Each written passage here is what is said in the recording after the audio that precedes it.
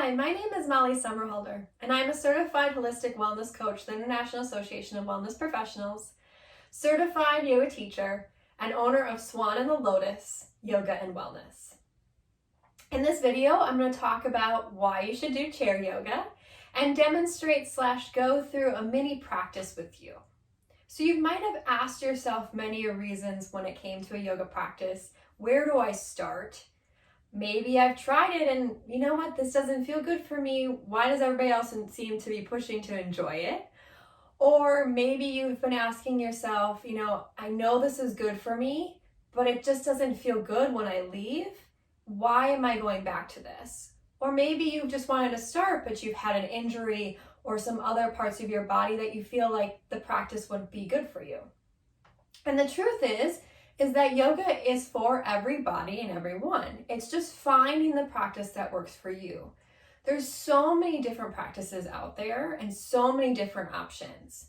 And one thing that I love specifically about using a chair is it gives it that accessibility for anybody at any time, anywhere. So I work with clients that are over 50. And what happens is they may have a knee replacement, a hip replacement. They may have really tight neck and shoulders from years of hunching over, whatever it might be. And so they physically, to go to yoga and to do traditional yoga is really, really hard for them. It's physically challenging, it's emotionally challenging, and they don't want to keep with it. But the truth is when we add the chair in, it allows us to have a support. So if we have recovering from injury, if we have some knee issues, we're not putting so much pressure on that. Also, yoga is really helpful for longer, leaner, stronger muscles that we need as we grow older or any age. And then to keep our bone density or to bring that bone density back, yoga is really helpful for that too. And so when you look at all the benefits that yoga has, there's so many. But when you feel like that practice is a challenge, like your challenge is, I cannot do this, there's no way I physically can do this, then it pushes you up against a wall and you're like, but I want all these benefits, but the benefits, do they outweigh that, I feel miserable. And the truth is when we push through that and we find a practice that works for us, like chair yoga, we can move through that and find this adaptive practice and get all those benefits without having to really push our body to that uncomfortable pain region. And so just using the chair, you can also use it at your desk. So when I had my corporate full-time job, I noticed that I was hunching over, crunching in, all these tight areas. I'd come home or go to a yoga class and I'd be trying to do yoga to help with that. I would even get numbness down my back because I had sciatica issues and long stem back issues from when I was a child. And so my practice was just not moving forward. It was just kind of correcting these things that I'd have to deal with all day long. And then I came to the realization I practice chair yoga. I teach chair yoga at home or with my students or with my clients. Why am I not doing this myself? Little reminders sometimes as coaches. And so I started to do it more at my desk. I also had been teaching on and off a class with my coworkers during the lunch hour. Even just once a week, I would notice the difference and they would notice the difference. So even if this is not something that you need on a regular basis, maybe doing a yoga practice and you've been doing that for a long time feels really good, continue that. But this is a nice one to do throughout your day to get that stretching, to get that mobility, to get that stress relief that we need too. Because even just sitting at our desk, moving a little bit, tuning into our body brings us to this present moment. So we're going to move into those poses and we're going to demo a little bit. We're going to move a little faster than I normally would. So we're only going to hold them for a few breaths. But traditionally you could hold these for 3 breaths, 5 breaths, or 10 breaths in each pose. So each pose that I do, depending, we do one side then the other, hold that for 3 to 10 breaths, depending on how much time you have. You don't have to do this full sequence. You can just do one pose or a sequence of poses, whatever you have time for. So we're going to get started in a nice, comfortable seated position. It helps to have a chair without wheels. If you don't have that option, making sure that you can push that chair up against something like a wall or your desk when we go into more of a standing pose is going to be really helpful. You don't want to injure yourself. So we're going to ground through our feet, lift up through our chest, activate our back muscles here, and bring our palms to face up and close our eyes. So starting our yoga practice by grounding into the breath, inhaling belly, ribs, and chest, and then exhaling chest, ribs, and belly for a few breaths.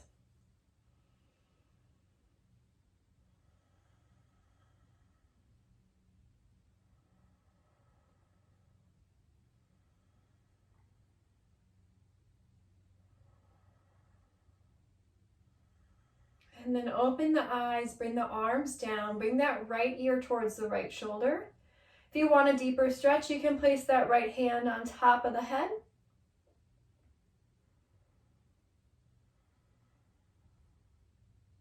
And then come back to center, left ear, left shoulder. Left hand can come onto the head or just leave the arms down.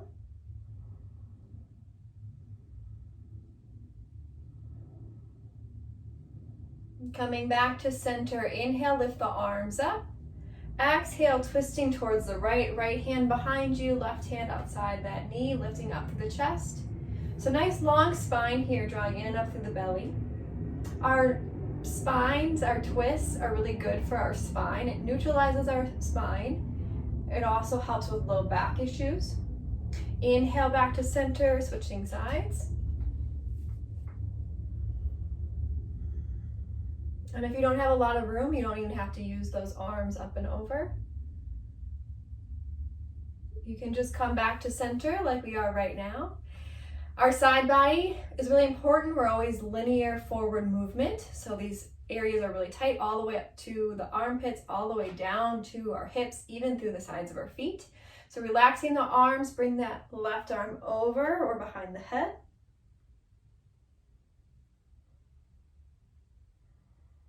Always remembering to breathe. Inhale to center, switching sides.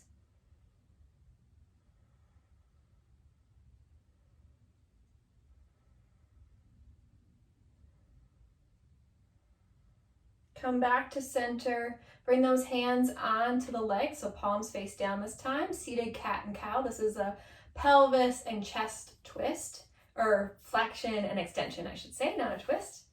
And so we're going to draw that chest forward, draw the shoulder blades back, coming into cow pose. So we find an arch in the spine, and then exhaling into like a Halloween cat, drawing out. So we arch that spine outward.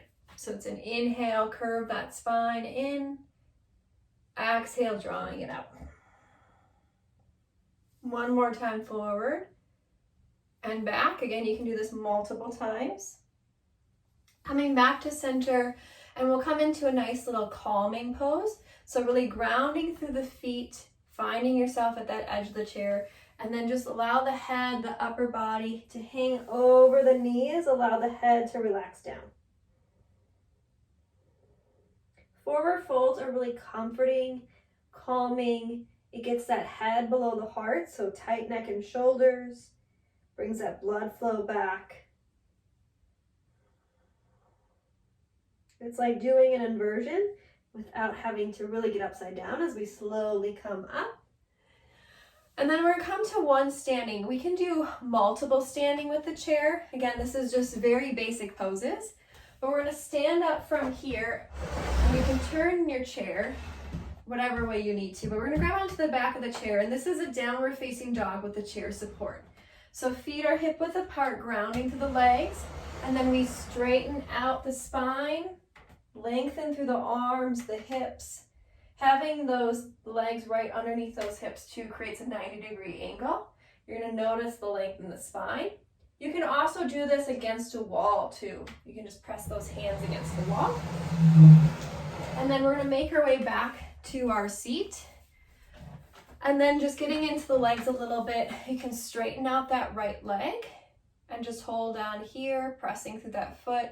You could point or flex that foot or circle out that ankle too, just to get that blood flow moving. Releasing down, switching sides. and then releasing down here. You can hold them a little bit longer. And then the final pose is the hips. So from here, if you just want to cross the knees, I know it's hard to see, but just cross the knees and place the, and cross at the ankles. You just press into that right leg. That's if you have any hip issues. Otherwise, you can cross that right ankle on top of that left thigh and come into a figure 4. And then again, you can just cross at the ankles, press into the left side, or you can cross that ankle over. And so these are some nice ones to do at the end to get the hips. And then you'll just close your eyes again, find a few breaths.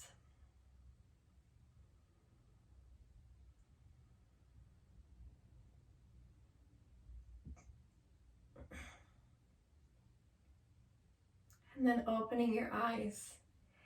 And so those are just some poses that you can do. It's a little sequence, a little bit of movement to get that blood flow going. You'll notice that relaxation, and you can do, again, hold these poses for longer if you need to.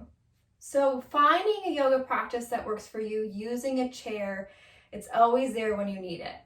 If you want more tips or to have a full chair yoga practice with me, please reach out to me in the comments or visit me at slwellness.info.